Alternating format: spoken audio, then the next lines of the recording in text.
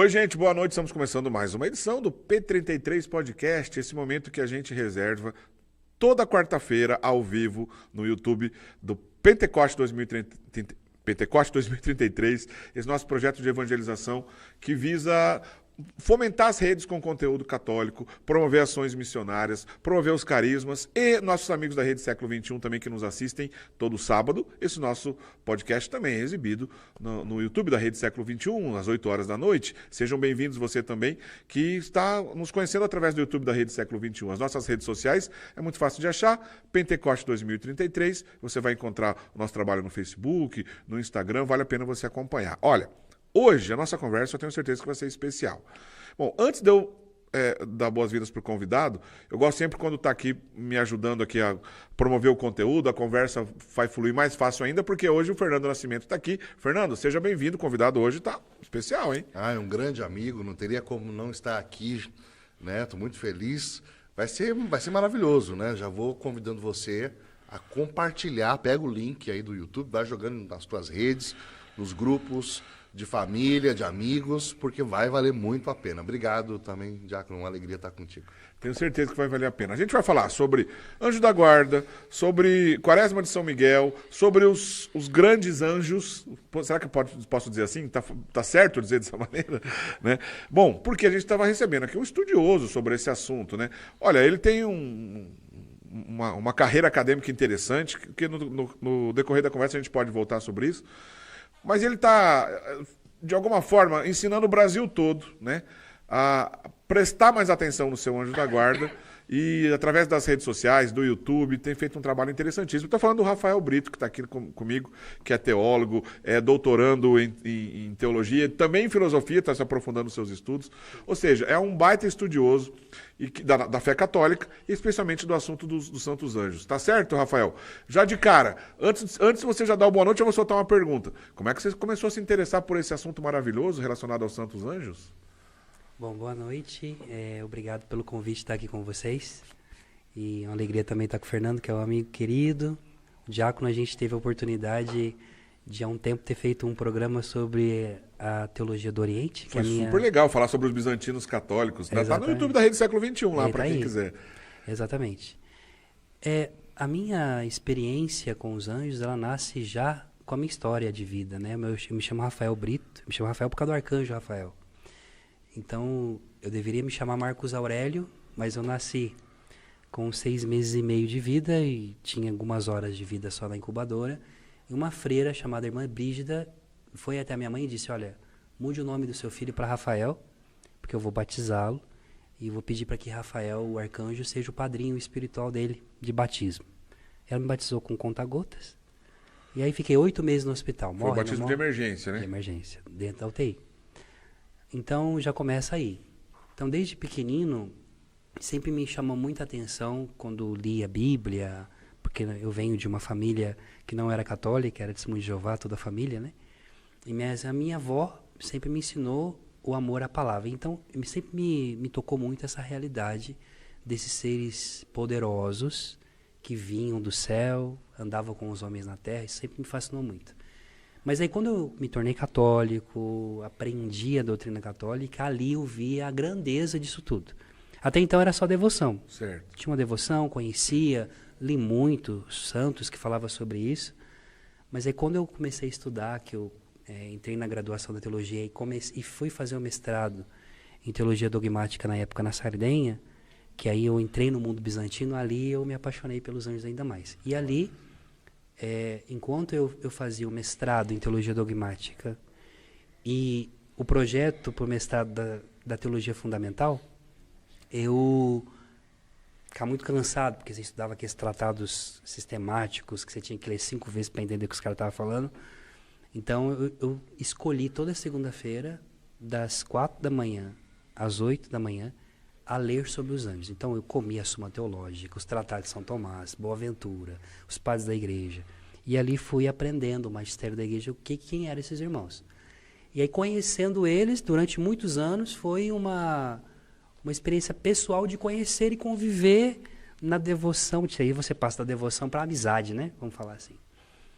Mas aí foi em 2000, quando eu voltei, em 2019, para o Brasil de férias com a minha família, porque até então eu morava em Roma. Estourou a pandemia, não podia sair de casa, a gente não podia ir para a missa.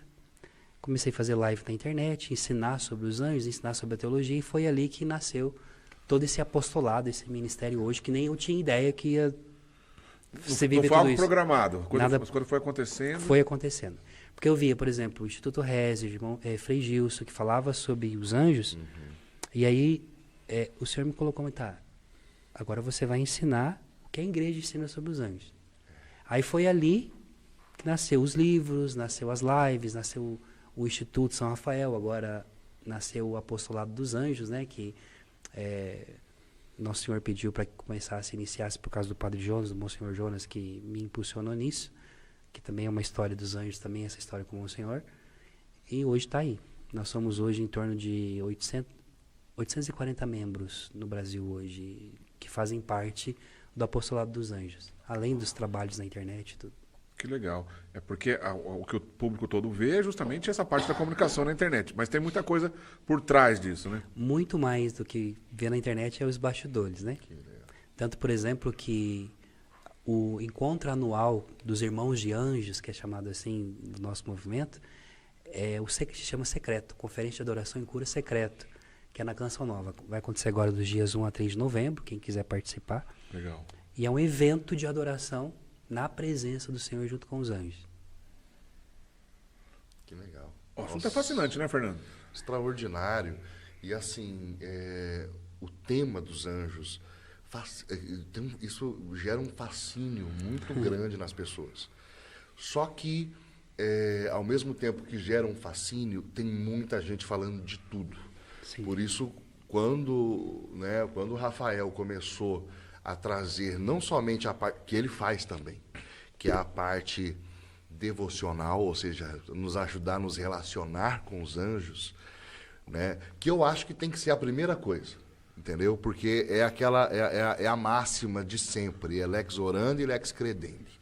A gente crê naquilo que a gente reza. Verdade. Alguns padres gostam de ficar enchendo a paciência do Frei Gilson, do Hesser. Só reza. Gente, a gente crê naquilo que reza. Exato. A primeira coisa que nós temos que fazer é isso. Bota o povo para rezar. Bota o povo para se relacionar com Deus, com a realidade sobrenatural. Depois isso se torna fé, isso se torna, enfim, isso muda a vida. E essa é a lógica. Sim. O ser antecede o agir. Agora, assim, eu queria que você, com base nisso, porque assim, quando a gente fala que tem muita gente, né? Nós, enquanto cristãos, cremos na realidade dos anjos, os judeus, espíritas. Uhum. Eu confesso minha ignorância, pergunto para você, imagino que sim, os muçulmanos. Sim. Eu queria que a gente pudesse olhar um pouco e dizer, tá, qual é a doutrina católica sobre esses seres? Uhum. Quem eles são, né? E as fontes de revelação, Rafa, para a gente conhecê-los. Sim. Boa, que você tocasse nisso. Bom, a primeira coisa, nós temos que compreender a parte ontológica da própria criação em si. Quando Deus cria, o Concílio de Latrão, o Quarto Concílio de Latrão, tem uma declaração muito interessante que diz o seguinte: o mesmo Deus que criou o mundo invisível criou o mundo visível. E o mesmo Deus que criou os seres celestiais invisíveis, espíritos puros, que no início eram bons, está falando dos demônios, também criou os que permaneceram fiéis a esse Deus. É o mesmo Deus que criou o mundo visível, que é o nosso mundo, a nossa realidade, e colocou aí o ser humano. Dito isso, a angelologia católica, sobretudo Duns Scoto, sobre um grande teólogo que eu amo muito, que é o Francisco Soares, que eu não sei ainda por que esse homem ainda não está nos altares, mas é um monumento para nós, para mim é um Tomás de Aquino moderno, Olha vamos só. dizer assim. Ele escreveu um tomo enorme, que nunca foi traduzido, que chama De Angelis. E ele faz esse tratado, ele faz vamos dizer assim, uma antologia, pega toda uma realidade do pensamento de São Tomás e as fontes de São Tomás e dos outros medievais sobre os anjos. Então, esse é São Tomás de Aquino é o primeiro, mas você tem Boaventura, você tem Máximo Confessor, você tem Pseudo Dionísio, que foi o primeiro a sistematizar a ideia de hierarquia celeste e tudo. O Pseudo Dionísio, o primeiro, né? Pseudo Dionísio foi Exatamente, o primeiro. No quarto século. É extraordinário o Pseudo Dionísio. Entre os padres da igreja, você destacaria ele? Dos padres da igreja, eu destacaria o Dionísio, eu destacaria Atanásio, Basílio. Eles já falavam dos coros, eles já tinham essa clareza? Não tinha uma clareza sistematizada. Quem sistematizou foi Dionísio. Foi o Pseudo Dionísio. O Pseudo, não o Dionísio Areopagita, o Exatamente, Pseudo. porque né? o Pseudo, ele se escondeu no nome. Escreveu em nome dele, vamos dizer assim, Exato. né? Aliás, que é uma coisa comum. Na nossa geração, a gente tem uma outra coisa comum. As pessoas contratam um ghostwriter para escrever o seu próprio livro, mas naquela época isso não existia. A pessoa era, vamos dizer assim, desconhecido, ela usava o nome de um autor mais conhecido para dar credibilidade naquilo que ela estava escrevendo. E a gente não sabe nem o nome da pessoa muitas vezes, né? A lógica é mais ou menos o que aconteceu com o Pseudo Dionísio. Século V para o VI, não foi isso? Na verdade, alguns dizem que é em torno de 473, quinto século, aí, e outros dizem que está em torno de 540. Então, tá ali. Certo. E aí, qual que é a novidade que o Pseudo Dionísio traz, então, para essa discussão? A novidade que o Pseudo Dionísio traz, eu sou de uma linha como Francisco Soares, tenho uma pequena crítica a ele, só por causa do engessamento dessa ideia da hierarquia celeste. Certo. Mas se não fosse esse homem, que nós não sabemos quem é, tanto que um autor que é do meu mestrado, o Nicola Cabasilla, chamava ele de o anjo do oculto. O anjo do oculto. Porque viveu no oculto. Quem foi esse homem que escreveu e que... você é do mundo oriental. Quem é esse homem que pavimentou toda a espiritualidade, sobretudo a espiritualidade bizantina, podemos dizer que Pseudo Dionísio, na teologia mística, que ele trata sobre os nomes divinos, por exemplo, são coisas... Você lê aquilo ali e você fala, meu Deus, onde esse homem estava, que lugar que esse homem entrou para poder trazer isso para nós. Não é o assunto aqui, mas tem uma discussão interessantíssima dele também, dos atributos divinos, né? Do ponto de vista da discussão filosófica, também é interessantíssimo, né? Os escritos dele. Mas não, vamos lá, vamos em frente. Mas é só para dizer que o cara foi grande. Só para dizer o Dionísio, por exemplo, ele dizia, você não pode falar quem Deus é. É a teologia negativa, por exemplo, ou a teologia positiva, ascendente e descendente. Para quem está nos acompanhando, essa ideia, tipo, se eu falar quem Deus é, eu já encerrei o mistério. Então é melhor você ir por onde Deus não é. Deus é bom? Não, Deus é muito bom. Deus é muito bom? Não, Deus é muito, muito bom. Mas é muito bom, muito, muito, muito. É boníssimo, excelentíssimo, né? Acabou? Não tem mais para você falar o que Deus é? Então, pois é, Deus é muito mais que isso. Aí você fica quieto diante do mistério. Que é aquilo que São Tomás de Aquino, depois, no fim da sua vida, atribui a esse aí o seu biógrafo, que diz que Tomás, em um certo momento, disse que tudo que eu escrevi se considere como palha. Aí alguns tomistas traduziram que São Tomás falou, bota fogo em tudo. Não foi isso que ele disse. Mas ele disse, olha, tudo que eu escrevi diante daquilo que eu contemplei, isso não é nada.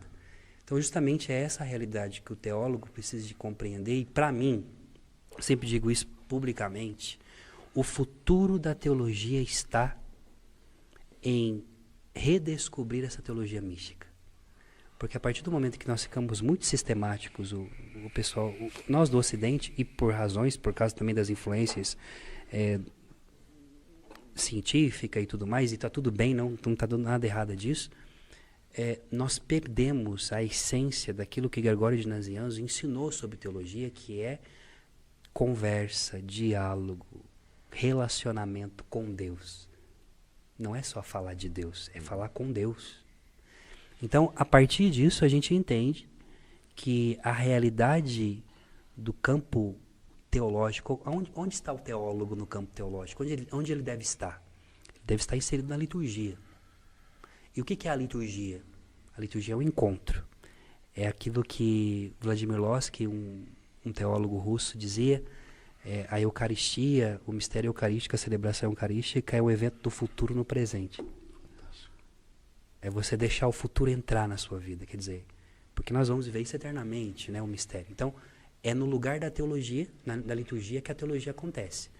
Então, se eu não tenho a ideia de que, ao falar do Deus uno e trino, por exemplo, ao falar dos anjos, ao falar da Virgem Maria, ao falar dos santos, ao falar de qualquer realidade teológica, se a minha mente não me leva para o lugar litúrgico do culto, eu sou um especulador. Mas se a teologia me faz lembrar que eu estou em um culto, que eu estou cultuando a Deus teologizando, que eu estou orando, talvez seja aí que o Walter Casper fale, e o Papa Francisco depois de alguma forma vai dizer sobre teologia de joelhos, é justamente isso. Eu estou estudando, eu estou debruçado, mas eu estou contemplando o mistério. Não sou eu que estou falando de Deus, mas é Deus que está falando de si para mim através do escrito. Bonito, profundo, né? Aí faz diferença. Isso porque a gente começou só de pegamos um ganchinho aqui. Só do Dionísio. Bom, mas voltando à questão dos anjos, a gente não saiu dela, mas foi ele que colaborou a primeira vez que se apresentou, então, como um argumento teológico mais sólido, Sim. a questão da hierarquia dos anjos. Mas na tradição judaica é um pouquinho diferente dessa tradição que ele apresentou, não é? Na tradição judaica é um pouco mais tardia. Alguns dizem que é mais na Idade Média e com Maimônides que vai ter uma ideia mais ou menos aí de uma hierarquia dos anjos. Certo.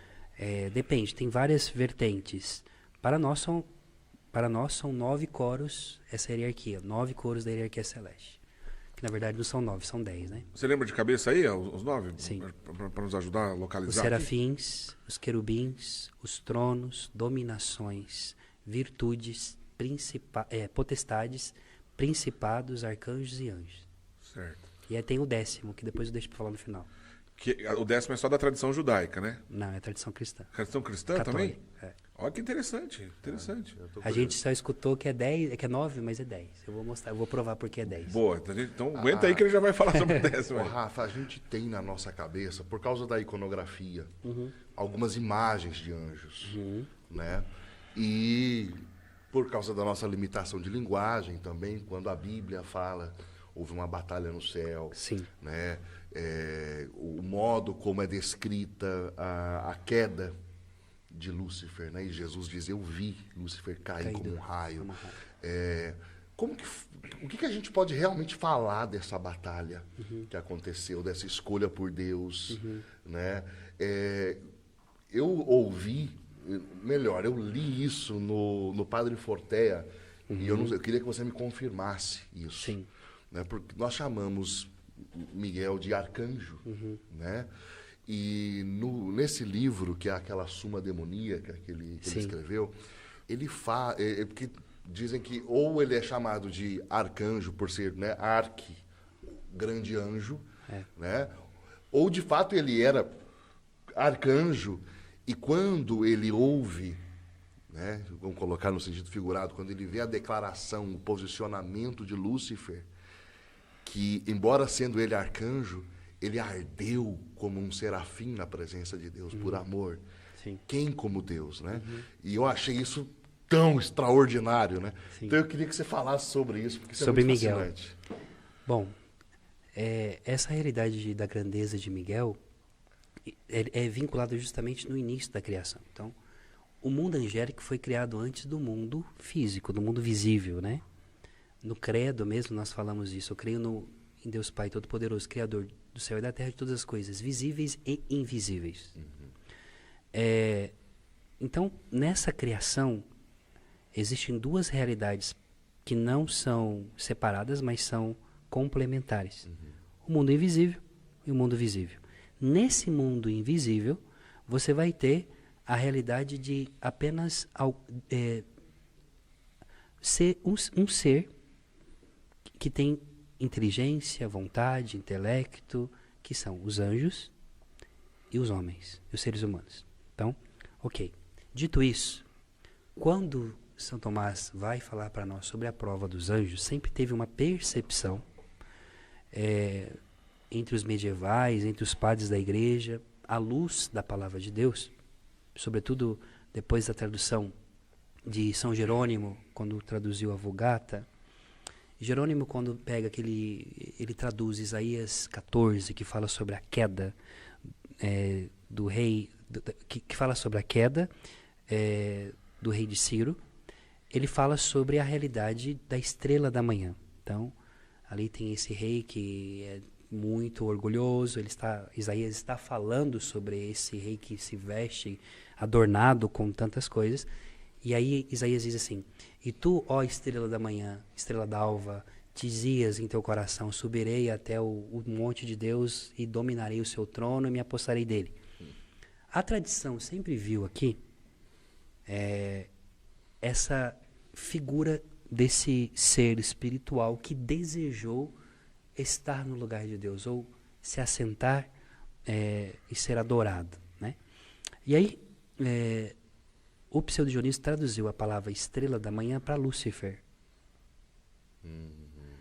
E aí o nome Lutíferos está ligado, essa estrela da manhã, na verdade, está ligada a uma tradição grega, do mito grego de Fósforo ou Eósforo, que era considerado o filho da Aurora, com Vênus, que era aquele que era o deus pequeno, um deus menor no panteão grego, que anunciava o nascimento do sol, a aurora. Então, esse Lúcifer, porque ele carregava a luz dentro de si. Então, sendo que a igreja, muito sabiamente, para ensinar, ela pega também elementos que, para o povo a quem ela fala, é compreensível, ele vai usar essa palavra e dizer: olha, esse anjo, existia um anjo que era portador da luz, Lúcifer, tanto que você vai ter, por exemplo, talvez eu possa escandalizar as pessoas, mas eu morei em Cagliari, na Itália, em Sardenha, e de domingo eu ia numa igreja, na missa, São Lutífero. Dedicado a São Lúcifer. São Lúcifer, que foi um grande padre da igreja, amiguíssimo de Santo Atanásio, que combateu o arianismo. Porque Lúcifer significa o portador da luz. Mas também Lúcifer também é um título a Jesus, que ele é a luz verdadeira, que ilumina todo homem, vai dizer o apóstolo João. Então, existia então, tem-se essa ideia, que entre os anjos de Deus, existia um anjo proeminente, um ser celestial poderoso, que carregava em si a beleza, a manifestação da glória do Senhor, e que era reflexo para os outros anjos. E esse, que depois nós na tradição chama de Lúcifer, foi o que liderou essa rebelião. Porém, como começou essa rebelião? Por que teve essa prova dos anjos? Essa é uma pergunta que Boaventura responde, que faz e procura responder. Bernardo de Claraval, você vai ter aí, mas quem para mim vai dizer, ó, foi isso, foi o próprio Francisco Soares interpretando São Tomás.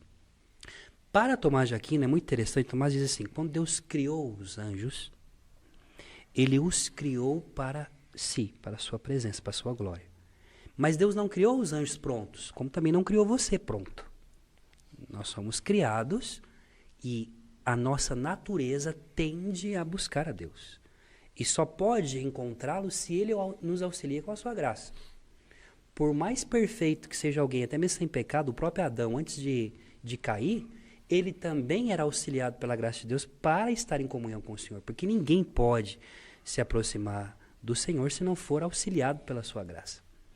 Então, nessa realidade angélica, Deus ele cria os anjos e os chama livremente para que, se eles querem, entrar na sua beatitude, no seu amor.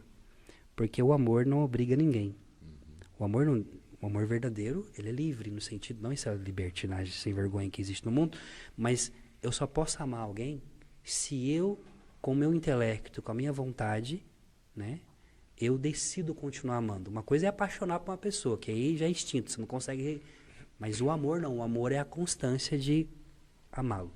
Então, o convite, vocês querem entrar na minha presença? E aí Tomás diz que Deus naquele momento, em algum momento, revela aos anjos que a segunda pessoa da Trindade, o seu Filho, o Verbo, vai se encarnar. E se encarnaria no ventre de uma mulher. E aí, esse anjo, que era proeminente entre os outros, diz: não servirei, não te servirei, né? E aí, ele traz consigo um terço da parte dos anjos para essa rebelião contra Deus. Bom, isso é uma coisa. Mas Tomás também diz algo que é muito bonito, porque ele diz assim: naquele momento, os anjos precisaram se converter a Deus. Existiu uma conversão dos anjos a Deus. E a gente às vezes entende conversão como tipo pecado. Não, essa conversão de voltar-se para si mesmo, para o centro, para o Senhor. Então, 2/3 disseram sim a essa vontade do Senhor e começou essa guerra. Miguel, onde ele está nessa história? Miguel nunca foi um anjo menor. Ele sempre foi o maior de todos os anjos. Ó, que legal. Por que sempre foi o maior? Porque nas escrituras, na revelação bíblica, quando trata de Miguel, nos resquícios, você vai ver Miguel, a presença de Miguel veladamente, na aliança que Deus faz com Abraão, quando Abraão, no capítulo 18 de Gênesis, chega aqueles 3 homens, que depois a iconografia, sobretudo a bizantina, né, aquela do Rublev, né, da Trindade, dos 3 anjos sentados em volta à mesa para comer com Abraão, que representa a Trindade, mas são anjos. E a tradição judaica e os padres da igreja dizem que é Miguel, Gabriel, Rafael, que visitam Abraão e Sara. Então, Miguel vai para libertar Abraão da sua esterilidade, e Gabriel vai para anunciar o nascimento de Isaac, e Rafael vai para curar o ventre de Sara. E é bonito que depois, quando você tem a separação desses 3, um permanece com Abraão e 2 descem para poder destruir Sodoma e Gomorra e salvar Ló. Quem fica com Abraão? Miguel. Porque ele é o anjo guardião da aliança. Quem é os outros 2? Gabriel. Gabriel, o que Gabriel vai fazer em Sodoma? Gabriel, ele é o anjo da justiça. Quando Deus precisa determinar algo no Antigo Testamento, ele envia Gabriel. Quando Gabriel chega, você tem que tomar muito cuidado, porque é para arrebentar a boca do balão. Então é Gabriel que destrói Sodoma. Até o nome dele carrega essa questão da Zacarias força. que o diga. Força de Deus. Zacarias que o diga. Zacarias que o diga. É o anjo da justiça. E Rafael para salvar, para conduzir Ló e as filhas. Por isso que Rafael sempre vai estar ligado à realidade de ser o protetor das famílias, o protetor, enfim. E nessa realidade, então, você tem Miguel. Ok. Miguel está presente. Todas as vezes tem um teólogo italiano chamado Marcello Stanzione, e ele não é dele essa ideia, ele vai pegar essa realidade de um cardeal, que agora me foge o nome dele, um cardeal que escreveu um tratado sobre a angelologia numa época em que na França, cardeal Lepier, o nome, Lepier, isso. O cardeal Lepier foi um grande tomista, e ele escreveu um tratado de angelologia para provar que a doutrina de Kardec estava equivocada. Ele usou a teologia angélica para mostrar sobre os espíritos reais. Fantástico. Esse tamanho o livro. E então ele diz o seguinte, ele diz que todas as vezes que aparece a palavra o anjo do Senhor, é Miguel. E você tem esse resquício como? Quando Moisés ele está diante da sarça ardente, é o anjo do Senhor fala com ele, e ao mesmo tempo é o Senhor, então se confunde entre o Senhor e tudo. Você tem o mesmo anjo que, quando Israel está atravessando o Mar Vermelho, a palavra diz no capítulo 14 de Êxodo, que o anjo do Senhor que conduzia os exércitos de Israel passa para trás para ficar entre o exército do faraó e também entre os israelitas para proteger. Você tem o Senhor que diz, no capítulo 23 de Êxodo, eis que eu envio o meu anjo diante de ti para que te guarde, te conduza ao lugar que eu tenho preparado para ti. Aí você vai vendo, aos poucos vai apresentando essa figura. Quem é essa figura, né? E aí você tem no capítulo 5 de Josué, quando Josué está desesperado, não sabe como fazer para poder penetrar as muralhas de Jericó. E aí ele vê um homem com uma espada desembainhada na mão, ele pergunta, quem é você? Ele diz, eu sou o chefe, o Hal Hagadol, o príncipe, o arcai dos exércitos do Senhor, e acabei de chegar. O que eu tenho que fazer? Tira a sandália dos pés e adora. Mesma coisa que fez lá na sarça ardente com Moisés. Aí depois a palavra continua no capítulo 6 dizendo, e o Senhor dá todas as orientações para Josué de como ele tem que derrubar a cidade. Como vai cair, como vai vencer Jericó. E como que vence Jericó? Tocando trombeta e soltando um forte brado. Então Miguel não é um nome, diácono. Miguel é um brado, isso é uma frase minha, é um brado de um ser apaixonado que defendeu o amor da sua vida. Que bonito. No sentido, essa batalha de Apocalipse 12 narrado, entendendo toda essa ótica olhando para o Antigo Testamento, que faz um baita sentido, né? Você acabou de dizer, né? Que a gente percebe essa ação do anjo do Senhor, e às vezes confundindo com ele mesmo, de tão grande da beleza que era. E se alguém de uma natureza humana, como é Moisés, como, né, o Ló, etc., e todos esses que tiveram contato com esses de uma natureza diferente dele, uma natureza angélica, né? Tem que se espantar mesmo, não vai reconhecer logo de cara.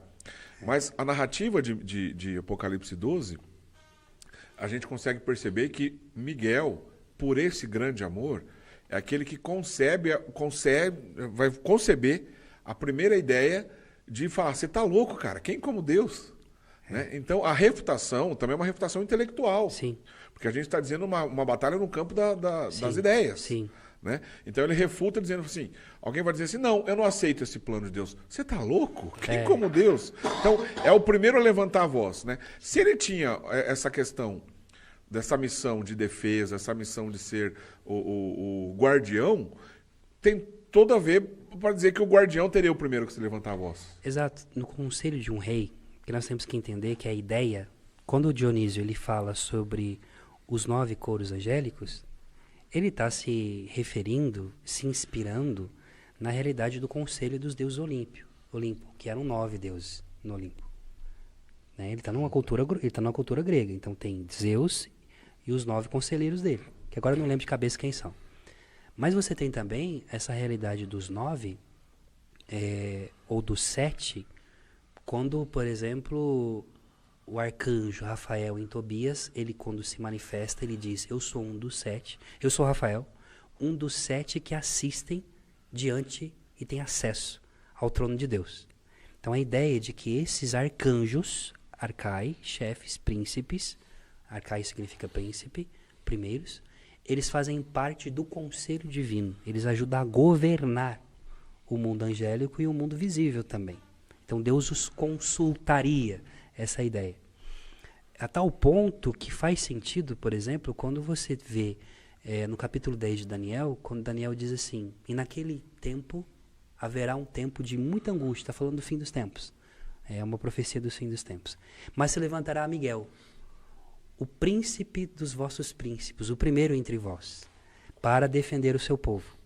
Quando Daniel faz 21 dias de jejum, pedindo a Deus a graça de entender as visões que está por vir, Gabriel não consegue chegar para entregar a mensagem. E ali é lindo.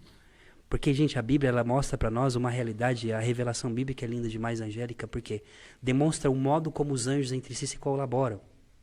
O meu anjo da guarda é irmão do anjo da guarda do Fernando, seu, de você que está nos assistindo. Então, tem o João que está fazendo aqui, que está filmando a gente aqui. Eu não conheço o João, mas o meu anjo da guarda conhece o anjo da guarda dele. De outras batalhas. Daquele tempo lá. Olha só. Então, Miguel, Gabriel fala assim, olha, faz 21 dias que eu estou para entregar a mensagem para você. Mas o príncipe da Pérsia me resistiu.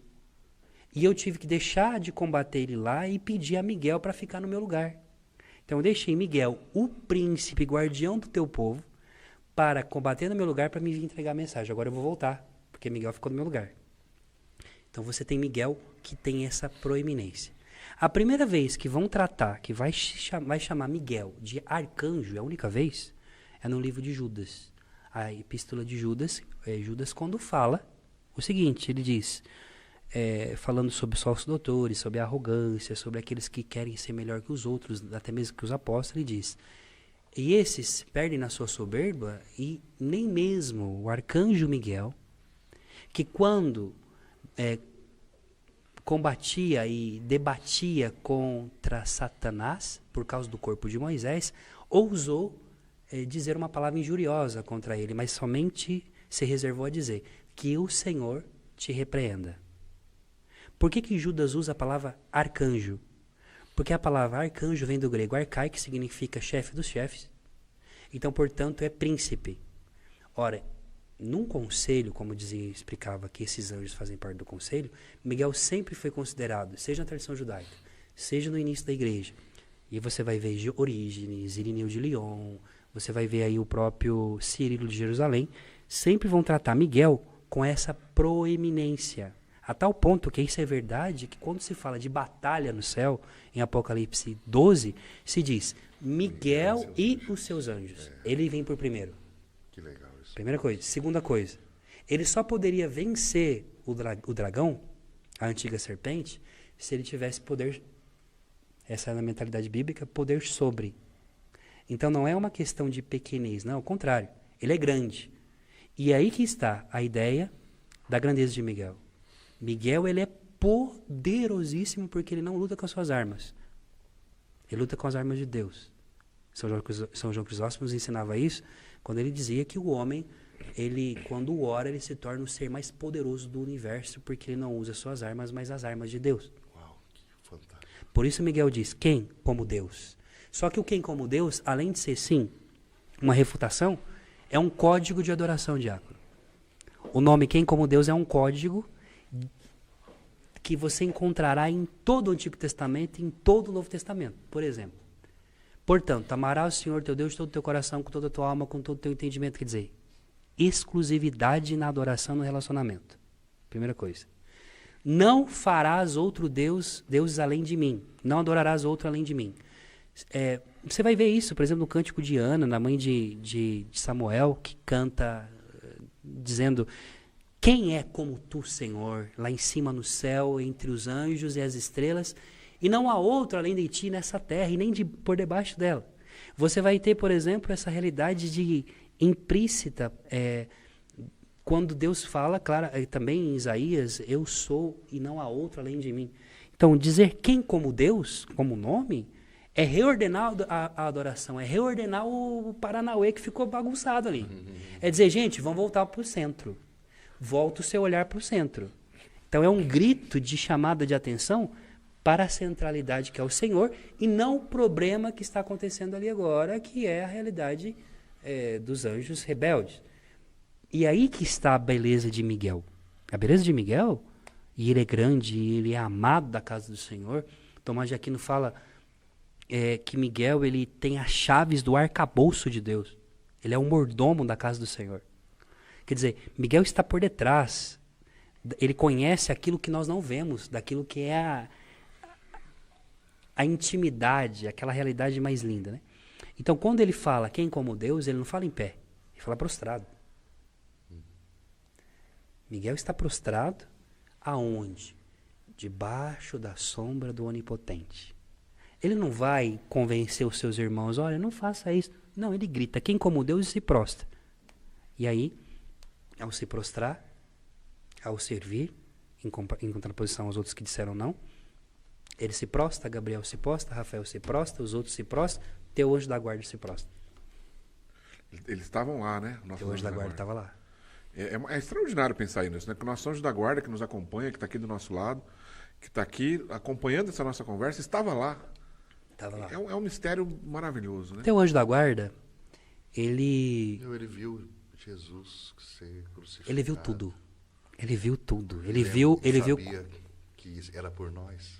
Olha aqui. Ele viu quando Profundo, Deus né? disse, haja luz. O Big Bang. Ele viu quando Adão e Eva foram expulsos do paraíso. Ele viu todo o processo do mistério de salvação. Ele acompanhou, ele contemplou tudo isso. E ele estava entre aqueles anjos que na noite de Natal cantaram aos pastores. Glória a Deus nas alturas e paz à terra aos homens por ele amado. Eu quero aproveitar o gancho, porque assim, tem muita gente que não acredita no anjo da guarda, porque tem uma interpretação, várias correntes protestantes, distorções, esotéricos, etc. E o Fernando falou agora há pouco que esse assunto dos anjos, realmente, a gente encontra muitas confusões por aí, e a gente está conversando aqui, obviamente, sobre a doutrina católica, né? Você estudou isso e está nos ajudando a aprender, está nos ensinando sobre isso. Mas há um embasamento bíblico para a crença dos anjos da guarda. Eu queria que você falasse para a gente, por que a igreja acredita no anjo da guarda e aonde está esse embasamento bíblico de uma vez por todas, para que você não tenha dúvidas e seja seguro quando você for rezar a próxima vez para o seu anjo da guarda. Primeiro porque a igreja, ela acolhe, vive e prega o que Jesus ensinou. Não está só no Antigo Testamento a realidade da revelação do anjo da guarda. A igreja, ela se embasa no que Jesus ensinou. Jesus, no Evangelho de Mateus, em um determinado momento, falando sobre o escândalo, ele diz o seguinte: estejais atentos para não escandalizar um desses pequeninos. Porque o anjo destes contemplam a face do meu Pai que está no céu. Opa, como assim um anjo destes? Jesus, ele dá, naquele momento, no Evangelho, à igreja e ensina aos apóstolos, e nos ensina, que as crianças possuem um anjo que, diante de Deus, intercede por elas. Isso é bíblico, é Jesus falando. Eu não vou contestar Jesus. Pois é. Agora, Jesus, ele também, por ser o cumprimento das Escrituras, ele está também trazendo os resquícios de revelações anteriores. Por exemplo, quando você tem a realidade no Salmo 91 que diz que, pois aos seus anjos ele enviou para que os guardem em todos os seus caminhos. Você vai ter o próprio livro do Êxodo, capítulo 23, que a igreja sempre, e também a cultura judaica sempre viu como não só um anjo para cuidar do povo geral de Israel para conduzir a terra prometida, mas um anjo particular responsável por cada ser humano. Esse anjo, porque qual que é a nossa terra prometida? Não é Canaã. Nossa terra prometida é o céu. Quem que é o nosso Josué? Esses dias eu estava conversando com um amigo judeu, que estudou comigo em Roma. Ele é ucraniano, a gente estava conversando sobre a realidade da guerra. E eu aprendi uma coisa muito interessante com ele. Ele me dizia assim: Rafael, se você chegar e perguntar para uma criança judia quem é Jesus, quem é Jesus, Maria e José, a criança judia vai te responder assim: Yoshua ou Yeshua. Yoshua é Josué, foi aquele que nos introduziu na Terra Prometida. Miriam era a irmã de Moisés, que o protegeu nas águas. E José, Yosef, foi o nosso patriarca que Deus colocou no Egito e que sonhava. Só que Jesus, Maria e José na Sagrada Família, para nós, ela é a tipologia desses pessoas do Antigo Testamento. Nosso Senhor é o novo Josué, ele que nos introduz na Terra Prometida. Nosso Senhor, ele é aquele que foi vendido pelos seus irmãos, mas que governou e que o salvou depois, o rejeitado entre as nações. E Maria é aquela que salvou o Salvador, Moisés, que trouxe, que deu a possibilidade, que cantou o Magnífico. Então tem toda essa tipologia no Antigo Testamento. E ele dizia, talvez nem vocês percebem isso, e eu sou judeu, mas eu li alguma coisa, ele me disse, que vocês diziam que o Jesus de vocês é o cumprimento das Escrituras. De fato, o Yeshua de vocês, ele era um grande judeu que cumpriu a lei. E de fato, falta aqui para ele compreender que Cristo não só cumpriu, mas também trouxe também a plenitude da salvação. Mas aqui está essa realidade. E a figura de José, que estava também, né? Sim, ele é a figura de José. Não, que foi jogado no poço, que foi preso. Sim. Mas o José do Egito e o José da Sagrada Sim. Família, que tem sonhos. Que tem sonhos. Fantástico, né? Porque é claro que essa tipologia bíblica é maravilhosa, né? Que você trouxe agora. Mas mais que a tipologia, nós estamos falando de pré-figuração, né? Uma imagem que veio antes. Exato. Né? Pré-figuração, uma imagem que veio antes. Exatamente. Então é tipológico e é pré-figurado. É lindo, né? É. Agora, eu não queria sair aqui do assunto de São Miguel, do assunto de São Miguel. São Miguel, sempre para me lembrar, para me não esquecer. A palavra, tanto é que São Miguel, ele é o anjo do Senhor. E aqui eu fiz uma live uma vez, chamou a atenção. Uma vez fiz uma pregação aqui no Louvemos o Senhor, que chama Miguel, o anjo do Natal. Por quê? Se a prova dos anjos foi porque Cristo se encarnaria, o verbo se encarnaria, e por isso eles lutaram, combateram, enfim, você vai ver esse cuidado específico do arcanjo Miguel para o gênero humano, já na tradição antiga. Nas tradições no Talmud, no Mishnah, no Midrash, e também até mesmo, por exemplo, na ascensão, o apócrifo na ascensão de Moisés, Vita de Adão, tem-se a tradição que quando Adão e Eva são expulsos do paraíso, porque eu acho eu gosto de usar muito, esse é o problema de você ter estudado o mundo bizantino, a realidade humana, a encarnação, essa presença. Que pai que expulsa filho de casa e manda ele morar na frente de casa? Lá no Gênesis diz, e Adão foi habitar de frente ao Éden. do outro lado da rua. Não pode entrar, mas vai morar na minha frente. Eu me lembro quando eu era criança que uma vez eu falei pra minha mãe, eu vou embora, peguei uma sacolinha, saí. E a minha mãe ficou me olhando, falou, vai embora mesmo. E eu fui. Só que eu lembro que eu olhava para trás, minha mãe estava no portão me olhando.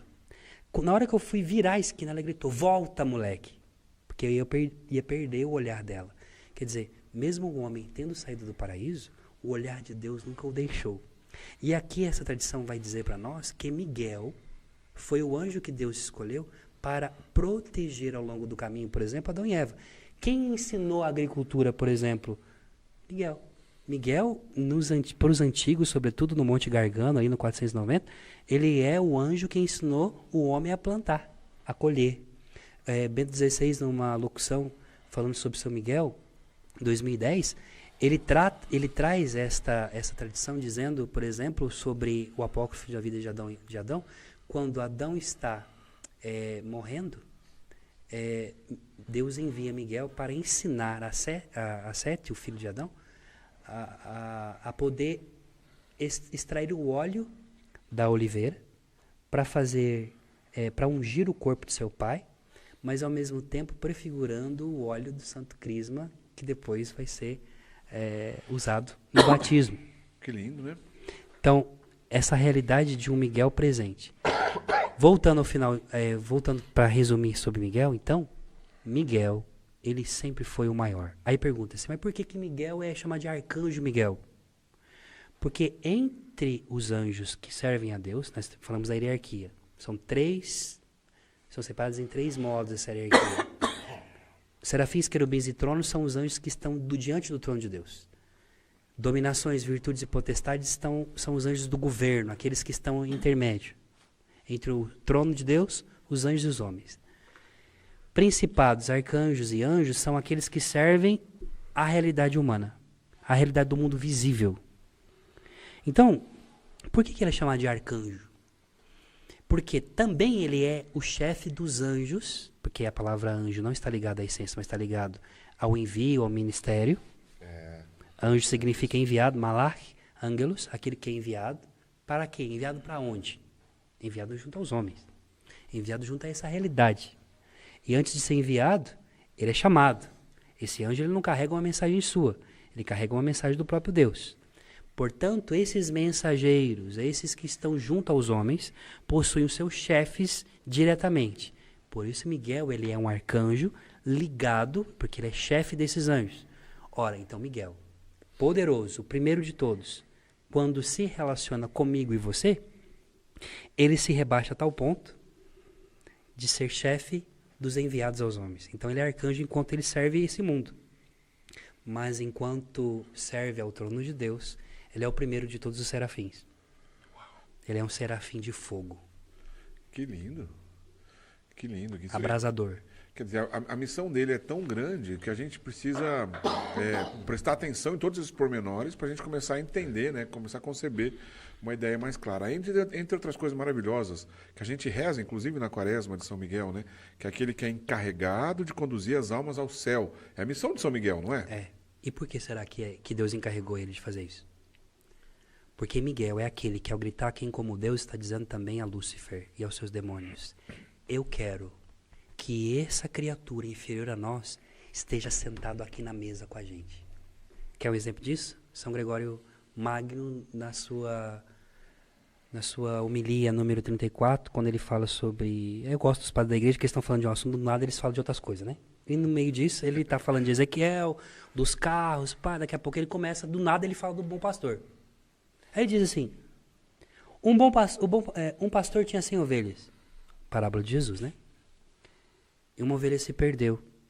Ele tinha essas ovelhas, e ele deixa 99 na montanha e vai atrás da que se perdeu.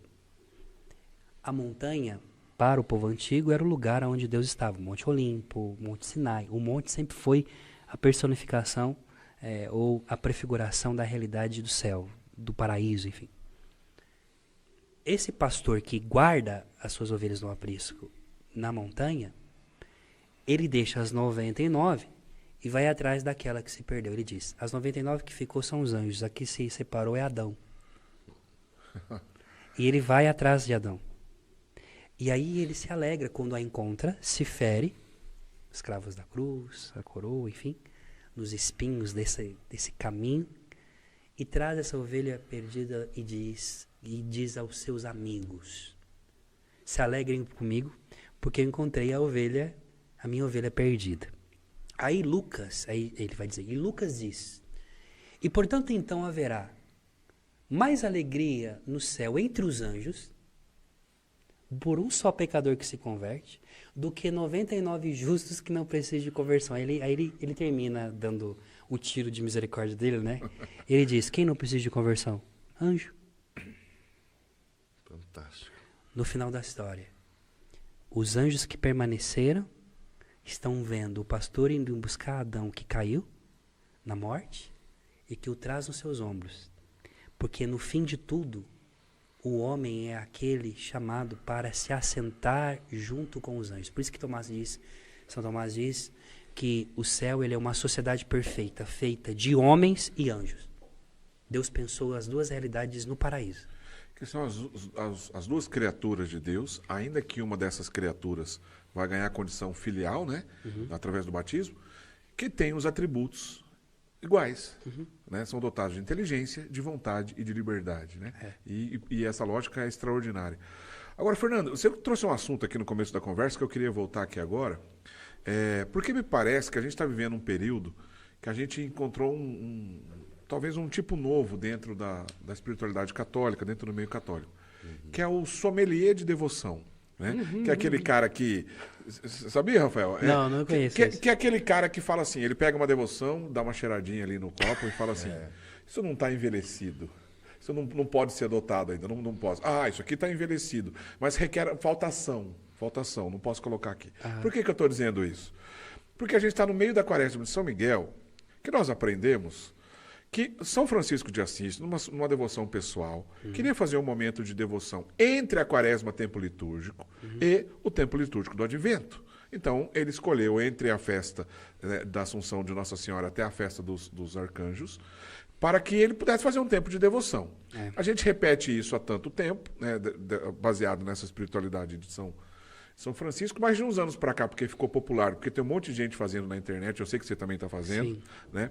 Entre várias pessoas, o Rafael também está fazendo no canal às 22 horas, para quem não consegue acordar 4 horas da manhã, igual eu. Boa, uma opção, né? Para fazer às 22 horas. Né? Agora, a pessoa pode fazer às 22 horas com o Rafael, pode fazer 4 da manhã com os nossos queridos que estão promovendo isso lá, o Frei Gilson, Instituto Hesed, etc. Mas ela pode fazer também em outro horário, pode fazer em qualquer horário. Mas eu acho interessantíssimo essa iniciativa de vocês. É que você falou que agora, Fernando, você citou isso, e esse sommelier de devoção, que é aquele que começa a falar assim, eu não aceito isso aqui, que isso aqui não é envelhecido o suficiente. Isso inventaram outro dia, né?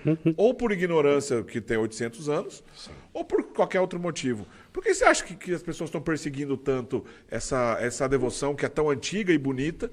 E a que você atribui isso, Fernando? E depois eu queria ouvir o comentário do Rafael também, por favor. Além da inveja, ou começamos por aí? Você que sabe.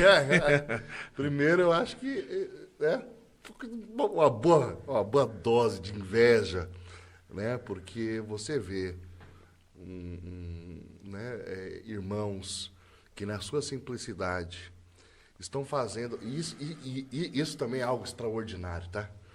A gente fala, uma vez eu lembro que a gente conversou sobre isso, Diácono, que o padre Francisco Amaral fez uma postagem e a gente ficou depois batendo papo sobre isso, né? Olha a sacada, né? Algo simples que o padre Francisco Amaral lá da Arquidiocese de Cuiabá escreveu. Ele diz assim, nós conversamos tanto sobre nova evangelização e novos métodos e aí vem toda aquela inventiva para pintar e bordar. De repente... com 1/3 e o Santíssimo exposto no altar, né? Milhares de pessoas começam a se reunir, né? Demonstrando que basta ser católico, basta fazer aquilo que é próprio, né? De nós católicos para isso, né?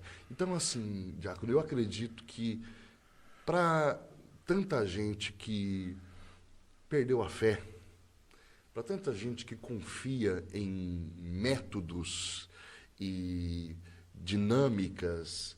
E eu digo assim, método é bom, dinâmica é bom, diretrizes são importantes, tudo isso, né? Só que realmente nós estamos diante, a Quaresma de São Miguel está mostrando isso para nós aqui no Brasil, né? Que é o básico, né? O amor, a presença real, a devoção à Virgem Santíssima, é aquilo que o coração mais anseia, é aquilo que a gente mais precisa, e é isso que a gente está vendo acontecer. Né? O Senhor está sendo exaltado e a cruz está sendo levantada, e Ele mesmo está atraindo as pessoas para si. Né? O próprio Frei Gilson, né? Gente, vou ser muito sincero, Frei Gilson é um grande ministro de louvor, porque o coração dele arde quando ele adora. Não porque seja um excelso de um músico. Canta bem, não estou dizendo... Mas não é, uau, que músico! Mas o coração dele arde na presença de Deus, e as pessoas enxergam isso. As pessoas veem isso. Né? Então, assim, para além de uma mensagem palatável que ele possa ter, para além... Aliás, a mensagem dele não é nada palatável. Né? É dura de ouvir. E mesmo assim lá estão as pessoas, mesmo assim lá estão. Então, assim, realmente eu acho que choca, porque muitos deixaram de crer nessas realidades sobrenaturais, né? E criaram tantas coisas e elas não dão certo, e aquilo que dá certo é o básico, o tradicional, aquilo que sempre foi da fé da igreja, né? Sendo feito. E aqui, olha que bonito, né? Que eu preciso bater nisso também, Rafael. Bate, ajuda, né? por favor. Nós estamos falando de elementos sumamente da tradição, só que quem está lá levantando esses elementos é um filho da corrente de graça de renovação carismática. É isso aí. Bonito. E isso é interessante. É isso aí. Essa convergência é muito interessante. O Instituto Reset, o Rafa que está aqui, esses irmãos que estão nos trazendo os elementos da fé de sempre, né? Tocados por essas novidades. O sommelier não vai gostar, porque é vinho novo. Né? Então, isso aqui. Mas estes irmãos é os que estão trazendo para nós essas realidades. Né? Então, isso é lindo, cara. E aí, Rafael, essa tal de Quaresma de São Miguel é ou não é católica? A Quaresma de São Miguel é catolicíssima. E ela nasce com um grande santo que tem hoje o título de Pai Seráfico. Isso é muito legal, né? Pai Seráfico. Porque conviveu com o Serafim. Por que São Francisco é chamado de Pai Seráfico? Eu vi até esses dias um padre franciscano, que eu nem sei o nome dele, que é o que criticou essa questão da Quaresma de São Miguel, que não deveria criticar, ele deveria agradecer, porque foi o pai dele que inventou, que foi inspirado a fazer a Quaresma de São Miguel. Na verdade, todos os franciscanos deveriam continuar propagando aquilo que o pai fundador fez. Mas, infelizmente, a gente sabe do que nós estamos tratando, né? Que são pessoas que não entenderam isso que você falou agora. São Francisco, como você bem disse, ele faz esses 40 dias, essa Quaresma, não só devocional, do dia 15, que é a Assunção de Nossa Senhora. Por que a Assunção de Nossa Senhora? Por que Francisco escolhe essa data? Não porque talvez Francisco tinha consciência plena de escolher essa data. Porque na tradição, eu trato isso no meu livro, Miguel Guardião no Lugar Secreto, quando a bem-aventurada Virgem Maria, nossa mamãe, ela sobe aos céus, a Assunta, Nossa Senhora, ela é assunta aos céus, essa missão de Miguel, de psicopompo, é uma palavra grega. O psicopompo era aquele que nas tradições mistéricas antigas, como por exemplo no Egito, o Caronte, por exemplo, que atravessava as almas para o outro lado. Miguel, ele toma essa missão, sempre teve essa ideia na igreja, de ser o condutor, o condottiero delle anima, o condutor das almas. Então, a tradição, sobretudo oriental, diz que quando a Virgem, na sua dormição, ela chega o momento de ser recolhida por Nosso Senhor, no apócrifo da vida de Adão e Eva, da Ascensão de Moisés, diz que então o Cristo envia e diz a Miguel, de conduzir, de escoltar com os seus anjos Nossa Senhora até as moradas eternas. É por isso que você tem, na imagem de Nossa Senhora da Assunção, os anjos em volta. Tem os anjos do céu e os anjos que como que estão levantando uma nuvem, né? Carregando Nossa Senhora, que são os querubins, essa ideia. Então, Miguel, ele é aquele que escolta Nossa Senhora até as moradas eternas. Isso é tradição católica. E, portanto, então, Miguel, ele recebe, por ser ardente em amor a Deus, que se faz homem. Então, portanto, veja, se coloque você que está me acompanhando na visão de São Miguel. No momento daquela escolha, quem como Deus, ele se prostra, ele não está só dizendo sim à vontade de Deus, mas ele já está amando este Deus que vai se tornar criatura humana. Então, de tabela, ele já está amando o gênero humano, sem entender, sem saber. Então, portanto, São Miguel, a ele, Deus então confia a guarda das almas, a presença no último momento da vida junto com o teu anjo da guarda. Quando você estiver na agonia, quem vai estar diante do teu leito, intercedendo, combatendo, lutando por você é Miguel, teu anjo da guarda. E aí a ele é dado o atributo de auxílio na hora da morte, aquele que recebe as almas no purgatório. Quando você chegar no purgatório, não é São Pedro que vai te receber, não. É Miguel que vai passar você, ó, troca de roupa que vai aqui. Ele que organiza o purgatório. Então Miguel, até mesmo para os antigos, é a única companhia nessa ideia de purgatório enquanto lugar, claramente não vou entrar na parte teológica disso, é o único que será sua companhia no purgatório junto com o teu anjo da guarda. E, portanto, então, guardião do paraíso. Então, veja que ele está presente nas três realidades da igreja. A igreja militante, padecente e triunfante. Ele é o guardião dessas três realidades. Então, Quaresma de São Miguel. Por que Francisco, então, ele escolhe esse momento? Porque é um momento em que Ferragosto, chamado na Itália, sobretudo é um tempo em que está todo mundo, um calor terrível, todo mundo está mais ou menos de férias, e ele quer conviver com o príncipe dos anjos. E nasce essa devoção de São Francisco quando ele faz a peregrinação de Assis ao Monte Gargano, onde São Miguel apareceu, lá na Puglia. São mais de 500 quilômetros. Aí São Francisco, doido igual ele era, né? Aquele jeito dele santo, né? Sai a pé para ir conhecer e, junto com seus irmãozinhos, consagrar sua vida no lugar onde o arcanjo apareceu. E quando você chega na Basílica de São Miguel Arcanjo no Gargano, você tem uma placa, um monumento que diz: aqui esteve Francisco, que não entrou. Ele parou, ele diz: eu não sou digno de entrar e de pisar no lugar onde o príncipe dos anjos, o meu anjo maior, pisou. Então ele se prostra, ele reza, ele dorme ali e volta para trás, mas não entra no lugar onde Miguel esteve. Olha só. Você fala: nossa, você é meio louco, doido, por que ele fez isso? Não, porque ele entendia a grandeza de quem que ele estava visitando. Quando ele volta, ele começa esses retiros de 40 dias. E dizem, os fioretes dizem, Tomás de Celano, se eu não me engano, fala que São Francisco, ele ficava os 40 dias, mas quando chegava no 39º dia, ele comia um pedaço de pão para não se igualar a Jesus. Para não ficar 40 dias, 40 noites sem comer. E aí, é aqui que nasce, então, aquela tradição um pouco confusa do crucifixo em forma de serafim, o Cristo em forma de serafim, que imprime as estigmas em Francisco. Num desses períodos, num desses retiros. Foi na Quaresma de São Miguel que Francisco recebeu os estigmas.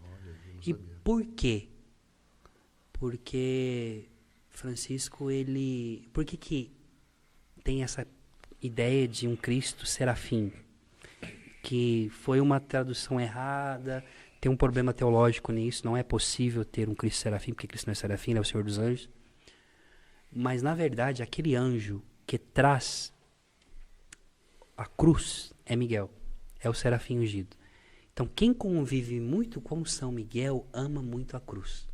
Quem convive muito com São Miguel compreende os mistérios da encarnação e da redenção. E aí volta aquela história que eu falava sobre o anjo do Senhor. Você tem, por exemplo, nominalmente, o anjo Gabriel, a palavra diz que quando aparece para Zacarias diante do altar, ao lado direito do altar, Gabriel se revela, eu sou Gabriel, que Deus enviou. Então você vai ficar mudo porque você não acreditou em mim, ô retardado de Zacarias. E depois Lucas faz de propósito dizendo, no 6º mês, o anjo Gabriel foi enviado por Deus a uma cidade. Então, nomeia, o anjo Gabriel foi enviado.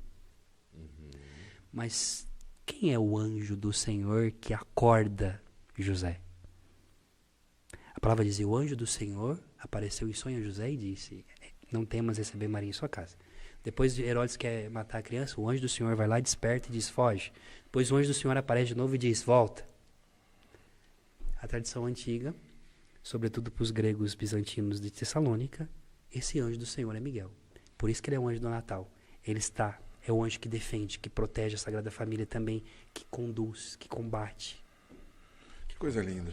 Olha, tem muito assunto que eu queria falar, nosso tempo nem vai dar para falar todos que eu gostaria, mas, produção, coloca pra gente algumas fotos aí que a gente...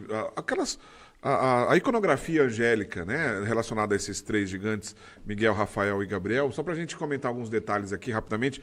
Essas imagens dos anjos que a gente tem aí, produção, põe pra gente, por favor. Porque eu queria um comentário rápido aqui do Rafael, mesmo que não der tempo de todos. Bom, Sim. A gente disse várias vezes, essa aqui é aquela famosa pintura do Fragélico, né? É maravilhosa. Ó, a gente disse várias vezes aqui, você está nos ensinando, Rafael, o seu xará, perdão, o seu xará não é Rafael, não, o Gabriel é tido como esse anjo da justiça, né? Exatamente. Aquele que vai executar algo relacionado à justiça de Deus. É isso aí. E esse anjo da justiça, que vamos dizer assim, que é não quero faltar com respeito aqui, mas o fortão de Deus, vamos chamar assim. Ele é o forte de Deus mesmo. Diante de Nossa Senhora, ele se inclinou diante dela. Será que é real isso aí? Dá pra a gente pode levar isso ao pé da letra? Pode. São Gabriel se inclinou diante dela? Sim. Você tem pra você entender quem é Gabriel, de novo você volta no capítulo 10 de Daniel.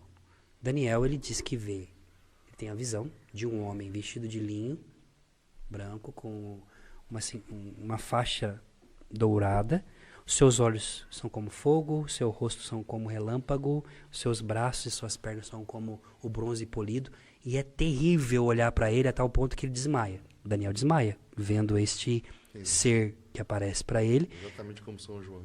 Exatamente. Igualzinho. Só que também é uma prefiguração também do Cristo. Mas ao mesmo tempo ele fala quem ele é. Eu sou Gabriel, fui enviado. E aí ele diz o seguinte para Daniel: fica de pé no teu lugar, que eu falarei contigo. E aí ele coloca as mãos sobre Daniel e o ergue. É muito interessante você pensar que ele está colocando a mão assim, ele não ergue assim, ele ergue assim, porque ele é a força de Deus. Ele exerce essa virtude poderosa de força. Quando o rei Ezequias está sendo cercado por Senaqueribe, com 180 mil soldados querendo destruir tudo, aí Ezequias fica em choque, vai lá na presença do Senhor e fala: Senhor, nosso exército não vai aguentar esse pessoal aí, como é que nós vamos fazer? E aí? O Senhor esqueceu de nós? Começa aquela história, né? Sua promessa, não sei o quê, não sei o quê. Aí ele acorda Isaías que está dormindo, Isaías vai lá e fala: ó, assim diz o Senhor, ó Ezequias, vai dormir. Aí Ezequias fala: como assim vai dormir? Os caras vão massacrar a gente. Dormir como? O bicho tá pegando. A ordem do Senhor é para você dormir. Aí Ezequias sai fora e vai pro quarto dele. A palavra diz que naquela noite um anjo do Senhor, o anjo com as suas asas, passa com a sombra das suas asas, e no outro dia morreu todo mundo. 180 mil soldados assírios estão mortos. Pela sombra dos anjos, do anjo do Senhor, né? Pela sombra da asa desse anjo enviado. A tradição judaica, a tradição rabínica, a tradição católica vê nesse anjo Gabriel, porque é o anjo da justiça. E aí a gente tem que entender o que Tomás fala sobre essa virtude da justiça. A justiça, ela o que é justiça? Justiça, segundo, bem simplória assim, São Tomás fala: a justiça é dar ao outro aquilo que lhe compete. A pessoa roubaram meu celular, eu vou na polícia, eu quero que devolva. Ou com dinheiro eu devolvo meu celular. Devolvo o que você roubou de mim. Então, é dar ao outro aquilo que lhe compete. Por que Deus envia Gabriel e não Miguel, que é o maior? Envia Gabriel porque ele é o justiceiro, ele é a justiça de Deus. Ora, convinha então que assim como um anjo disfarçado de serpente no paraíso enganou uma mulher, Eva, nossa primeira mãe, e ela perde o paraíso por isso, e nós perdemos junto com Adão, e se nós somos seus descendentes, assim então compete que Deus dá também, voltando à realidade da encarnação, dá a ordem aos anjos para que um anjo encontre uma outra mulher, e ao contrário então, ela diz sim.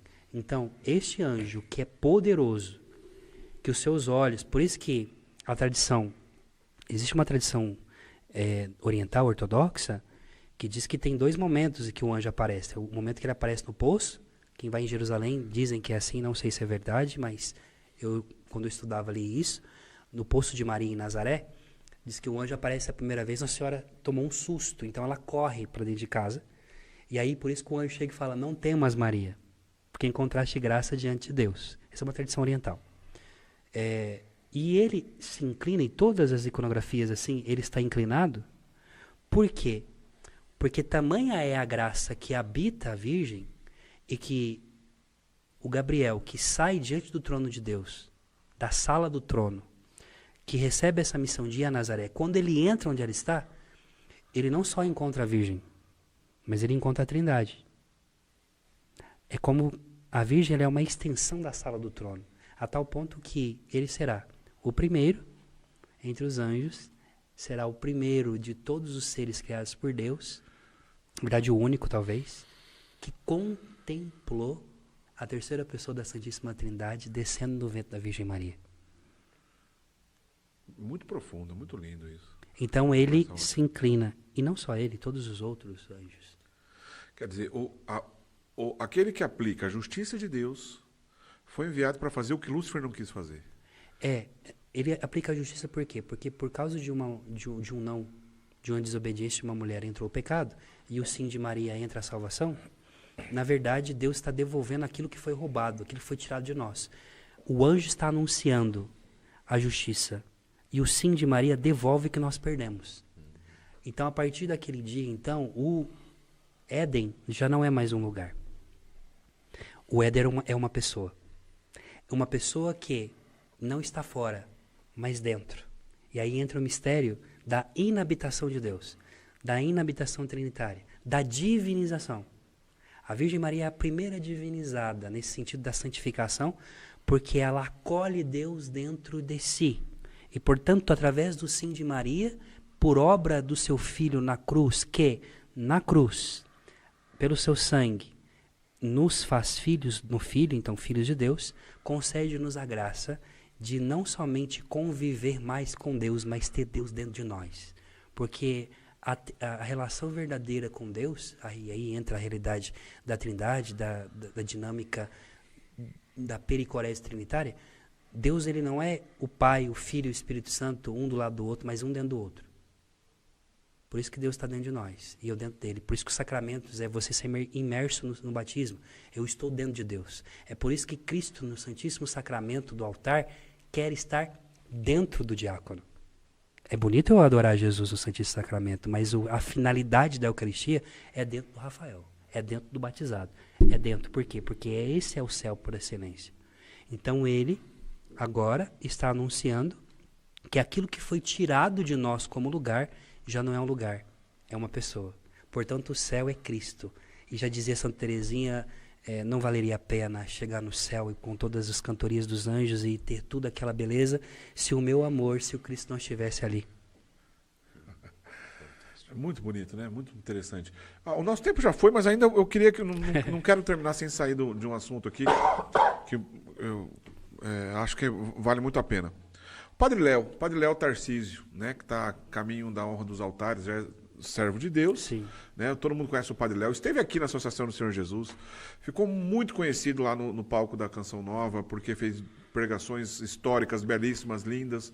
Fundou a Comunidade Betânia, que é um trabalho interessantíssimo, que está de pé até hoje, é claro, porque, obviamente, é lindo e a providência de Deus socorre.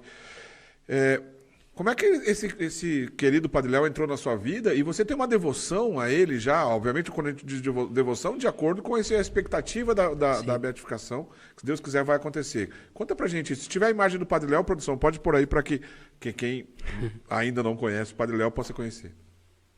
Tá Aí ele. Então, o Padre Léo entrou na minha vida de uma maneira muito especial. Porque esse evento que eu dizia para vocês, que vai acontecer agora, dia 1 a 3 de novembro, na Canção Nova, que se chama Secreto, é uma conferência de adoração em cura, quando finalmente deu certo de fazer esse evento, tem os custos para você fazer esse evento. E eu vivo da missão, vivo da providência, vivo daquilo que Deus me dá. Então, você pensar, por exemplo, em um evento que custa em torno de R$180 mil, para alguém que não tem nem casa própria, você treme nas bases. Claro. Então, quando foi dito, ok, pode-se fazer o evento, eu falei, e agora? Então, naquele momento eu estava na Canção Nova, eu ia fazer uma pregação no Revolução Jesus, então eu desci antes, a pregação era 11 horas, umas 10h15 eu desci antes, lá no centro de evangelização, onde acontece o nosso evento.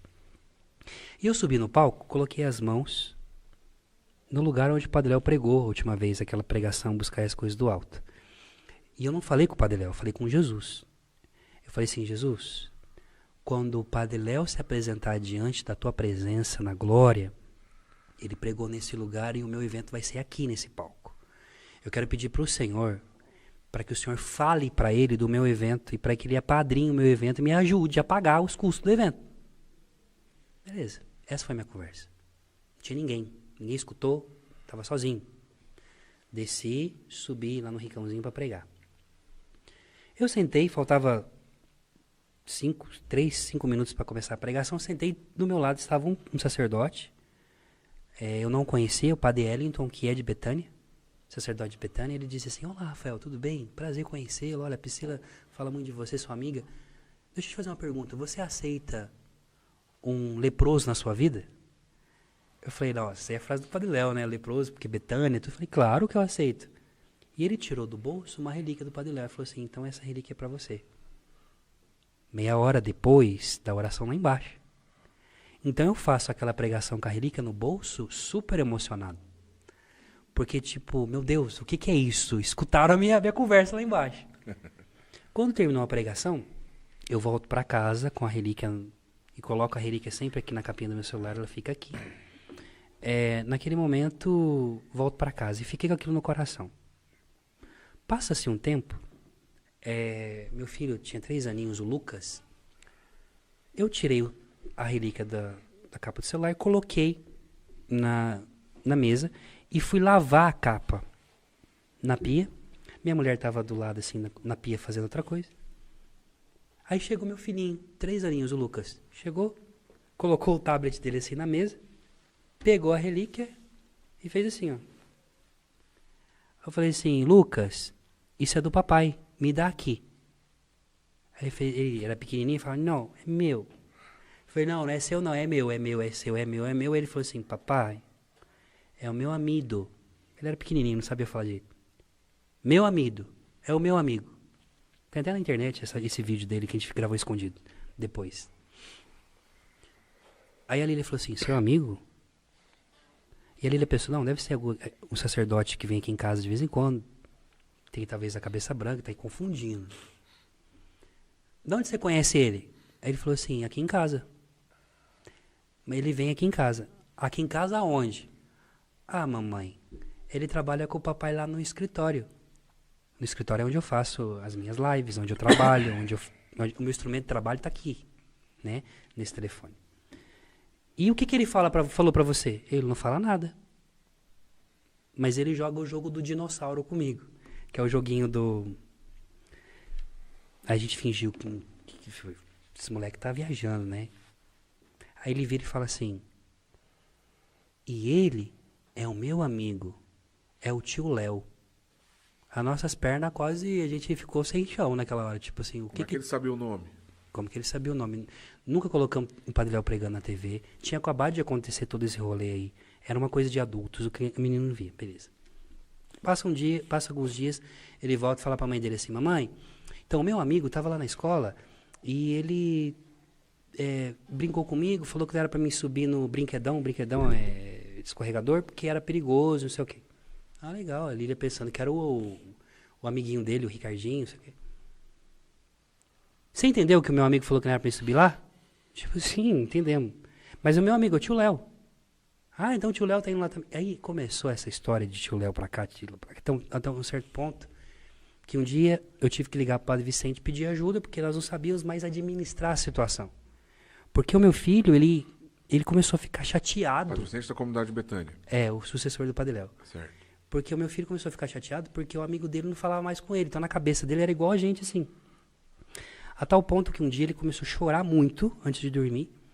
E dizia assim, eu tô com saudade, papai. Eu tô com saudade, mamãe, do Padre Léo. Eu quero ir na casa dele.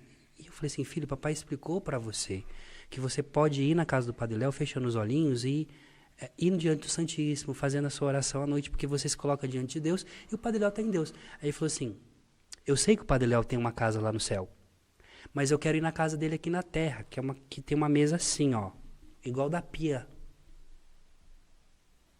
A mesa de mármore, né? O túmulo. E aí, ele só sossegou quando o Padre Vicente conversou com ele. Tá. Passou-se o tempo, naquele período, o Padre Vicente me liga e fala, Rafa, eu estava aqui rezando no túmulo do Padre Léo, eu senti, como está a sua agenda? Nós vamos ter o acampamento na Trilha da Cura e eu acredito que o Léo quer que você esteja no nosso acampamento. Você poderia pregar no acampamento na Trilha da Cura? E aí, naquele ano, eu preguei no acampamento da Trilha da Cura. Preguei dia 25. Dia 26 era a abertura das inscrições para o secreto, que era o evento que eu pedi para ele cuidar. No dia seguinte, quando eu estou no meio da adoração, chega um vídeo do Padre Jonas, do Monsenhor Jonas, que quero até depois pedir para vocês colocarem, onde o Monsenhor Jonas fala que lê os meus livros, que me incentivando, me dando uma bênção e tudo mais, e começa um relacionamento com o Monsenhor Jonas ali. Então veja, Padre Léo, que era filho espiritual do Padre Jonas. Tá no seu YouTube isso? Eu vou mandar para vocês postarem esse vídeo de 4 minutos do Padre Jonas. Tá. A tal ponto que começa um relacionamento com o Padre Jonas ali. Então, o Padre Léo se apresenta e o Padre Léo, ao mesmo tempo, me introduz ao Padre Jonas. No acampamento Quem Como Deus, de São Miguel, eu prego e conto essa história do Lucas. E quando eu estou contando a história do Lucas, terminou a pregação, tem um movimento lá, o pessoal fala, Rafael, pelo amor de Deus, anda logo, anda logo. O Monsenhor Jonas está te chamando, que ele quer te conhecer pessoalmente. Aí foi quando eu encontrei o Padre Jonas. Foi maravilhoso, ficamos 40 minutos juntos na casa dele, ele fez eu sentar no sofá dele, conversou comigo, falou muitas coisas assim ao secreto do meu coração. É a partir dessa história que nasce o apostolado dos anjos, porque ele me mostrou que era para fazer isso. Aí ele faz o seguinte, falou, Rafa, de tudo que você falou, gostei muito da história que você contou do Léo. Sabia que o Léo se santificou aqui na Canção Nova também, ele falava que eu era o pai dele, e começou a contar toda a história. Falou, vou te levar num lugar. Levantou com toda a debilidade que ele estava, com o câncer que ele estava vivendo naquele momento, pegou na minha mão e me levou num quarto. Ele falou assim, tá vendo esse quarto aqui? Esse quarto aqui era o quarto do Léo. Essa cama era dele, esse guarda-roupa aqui é dele, essa aqui foi a escrivaninha onde ele escreveu a maioria dos livros dele. Senta aí na escrivaninha dele. Eu, meu Deus do céu, foi todo o quarto do Padre Léo, tipo assim. Padre Jonas, né? E aí, na hora que eu terminei, assim, ele usou uma frase pra mim, ele disse assim, Rafael, lembra que eu falei pra você que o Léo falava que eu era pai dele? Sim. Você vê que coisa linda? O Léo vai ser beatificado um dia. Queria tanto estar na beatificação dele. Aí ele deu um sorriso e falou, vai voltar de outro jeito. Ele falou? Falou. Olha só. E ele segurou assim no meu braço e falou assim, o Léo era o meu filho, mas também agora você também é meu filho. Uau. Depois me deu uma bênção, me abençoou. Eu sempre digo que eu sou como Efraim, que foi acolhido nos últimos momentos, no leito de morte de Jacó, que Jacó adota os filhos de José, né? O último dos filhos dele. E foi através dessa realidade do Padre Léo. No secreto, quando aconteceu a nossa primeira conferência, tivemos a graça de, pela primeira vez, que as relíquias do Padre Léo, que está no museu, que está no memorial, saísse do memorial e estivesse em todo o tempo no secreto. Então, no mesmo lugar onde o Padre Léo pregou, é onde eu rezei, no secreto a relíquia fica. No primeiro ano foi o manto que envolveu o caixão dele, que ficou preservado, e no segundo ano e nesse ano foram as vestes sacerdotais, porque não sei se vocês sabem, o Padre Léo ele foi sepultado com aquela espécie de escapulário, É uma casula que parece um escapulário. Parece um escapulário com o Sagrado Coração de Jesus, né? E uma túnica branca. Ele foi sepultado com aquilo e também com o sinal de Betânia. Quando ele foi exumado, as vestes foram preservadas. Estão preservadas. Tanto que Roma viu como um sinal que o Padre Léo, ele ofereceu o sacrifício dele do câncer pelos sacerdotes, pela igreja, e também por todas as realidades das nossas comunidades. Betânia, Canção Nova, enfim. E uma coisa que ninguém fala é que quando... não sei se eu vou tomar bronca depois, se eu vou contar isso, mas eles já falaram nas redes sociais, então eu posso falar. O Padre Léo, o que está preservado dele, encontraram preservado, metade do cérebro está preservado e o aparato fonador dele. Olha só. Então, o padre, ele permaneceu conosco ali no secreto. Então, uma das questões lindas, assim, umas coisas bonitas que nesse evento acabou sendo, foi a presença da relíquia do Padre Léo, dizendo assim, eu adotei o seu encontro. Que bonito. Que lindo. Então, tudo começou a partir disso. Então, essa devoção é mais uma amizade de experimentar a intercessão desse servo de Deus na minha vida. Que maravilha. Rafa, olha, adoramos a sua presença. Infelizmente a gente não tem mais tempo, a gente precisa encerrar. Mas foi muito edificante. Obrigado pelo seu testemunho. O seu site aqui, o site do Rafael, desse apostolado maravilhoso que ele faz de São Rafael Santos Anjos, está aqui na descrição do nosso YouTube. Você pode entrar na descrição do YouTube Pentecoste 2033. O site está ali para facilitar. Agora, para a gente mostrar com calma para os nossos amigos, porque esse nosso trabalho, depois a gente vai cortar trechinhos, a gente vai publicar no nosso Instagram. Quando a gente publicar esse trechinho, a gente publica junto com o vídeo que você falou do Padre Jonas. Pode ser? Para a gente colocar junto? Pode ser. Porque assim a gente informa. Fica atento nas nossas redes sociais, especialmente no Instagram, Pentecoste 2033. A gente vai editar esse trechinho e vai mostrar com calma para que todo mundo possa aproveitar dessa graça. Fernando, obrigado mais uma vez pela sua presença. Obrigado mais uma vez por estarmos juntos. Valeu, Rafael. Obrigado mesmo. Deus abençoe seu trabalho. Você continue firme e forte nele. E outra oportunidade, volta aqui para a gente conversar mais sobre tantos assuntos interessantes. Amém. Espero vocês nas lives das 22 horas, não só da Quaresma, mas as lives oracionais com os anjos que a gente faz. Só procurar no YouTube Rafael Brito. Rafael Brito. Maravilha. Sábado a galera da Rede Século XXI que está assistindo esse conteúdo, não deixe também de vir para nossas redes sociais. Um grande abraço para vocês. Na semana que vem, quarta-feira, a gente se encontra. Até lá. Tchau, tchau.